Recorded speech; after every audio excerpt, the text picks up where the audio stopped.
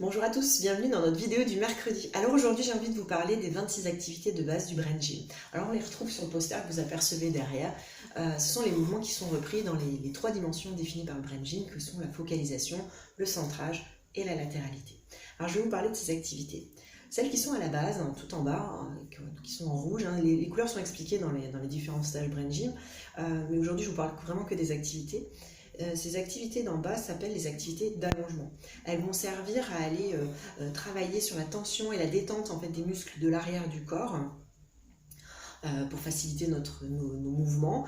Elles vont avoir un impact du coup sur notre capacité à participer ou à s'abstenir de participer, mais en le faisant de manière consciente et pertinente, pas parce qu'on est terrorisé ou parce que quelque chose nous effraie.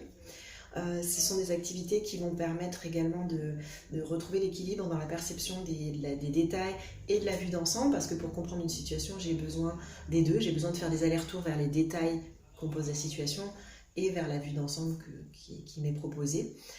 Donc ça va être ces exercices-là qui vont favoriser ces compétences-là. L'étage au-dessus, on arrive dans les activités qu'on a appelées les attitudes d'approfondissement, qui sont en vert sur le poster. Celles-ci, elles vont permettre de retrouver notre calme intérieur, notre autocontrôle. C'est vraiment pour apaiser, stabiliser nos émotions. En bleu, juste à côté, vous avez les exercices énergétiques qui, eux, vont permettre de développer toutes les compétences de stabilisation, d'enracinement.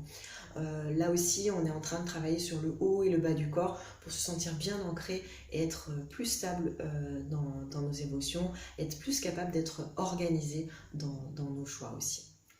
Et enfin, dernier étage, les activités de la ligne médiane. Ce sont les activités, alors la ligne médiane, peut-être un petit rappel avant, c'est cette ligne qui partage en fait notre corps en deux sur le long de notre axe. C'est des activités qui vont permettre d'avoir une meilleure maîtrise de la coordination et de l'organisation des gestes entre le côté droit et le côté gauche. Donc c'est vraiment les exercices qu'on appelle de la latéralité. On vient travailler cette coordination. Donc comment j'utilise bien mes deux yeux dans le champ médian, comment j'utilise bien mes deux oreilles, mes deux mains, et comment je me coordonne entre les deux. C'est-à-dire comment je suis bien coordonnée entre mon œil et ma main qui va devoir mener une action par exemple. Donc c'est des activités qui vont grandement favoriser en fait les apprentissages à l'école bien sûr, mais aussi toute la pratique sportive que l'on peut avoir. Voilà très rapidement évidemment les 26 activités de Brain Gym qui sont toutes vécues et bien détaillées dans les stages Brain Gym 1 et 2, mais aussi dans le stage Brain Gym 104 dont je vous parlerai très prochainement parce qu'il y a une date qui est en train de se fixer. C'est un stage où justement on va s'attarder sur ces 26 mouvements pour les vivre, pour les comprendre et pouvoir les utiliser dans son quotidien. Parce que Brain Gym, c'est une approche du quotidien avant tout.